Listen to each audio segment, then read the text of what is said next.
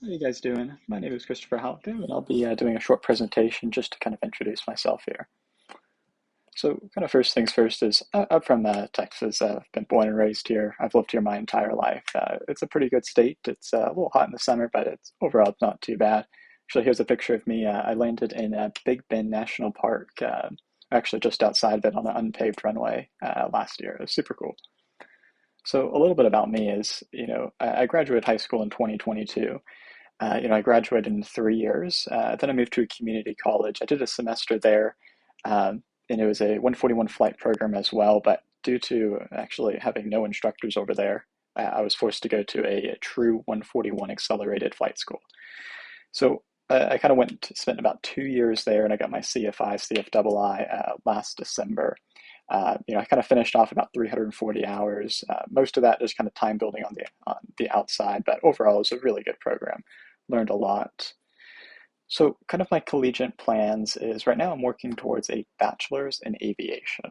So, I started Liberty here actually a couple days ago, and I got about 38 credits remaining. I'm enrolled in 12 right now, and I'm planning on taking 26 over the summer, and hopefully going to graduate October or August 8th. So, if you can do the math, I'm going to be very busy for the next 6 months, but it's not too bad. So my future plans is I'd really like to commission the armed forces. I've always wanted to do that, and it does require a college degree. So this is why I'm here trying to knock out that college degree. And I'm certainly not oblivious to the fact that a aviation degree is not the most useful and universally recognized degree. So I would like to potentially get an engineering degree, maybe in nuclear engineering or aeronautical engineering or even civil engineering. Just something a little bit more, I don't know, maybe useful. So, kind of a religious reflection. So, I've always been focused on aviation, right? I've been wanting to become a pilot since day one. So, I think just with all that consistency, I think this is my path that's been decided for me is to kind of stick with it.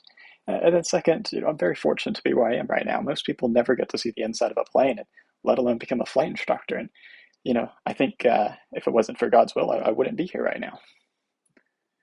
And so, what I'd really like to learn in this class is a much more advanced kind of GPS theory. In aviation, we learn about triangulation, pseudo range, but what's the math and the science behind that? I think that would be really cool to go really in depth in that. And then next, Raymond Wass. Again, we kind of learned this, we kind of touch on it in aviation, but it'd be really cool to know what makes a $15,000 non-wash GPS different than a $40,000 wash GPS.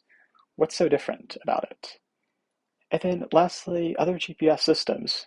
Obviously GPS is an American-based system. What are some other systems from other countries? How do they differentiate from our American system? And I think that'll conclude my presentation. Thanks for listening.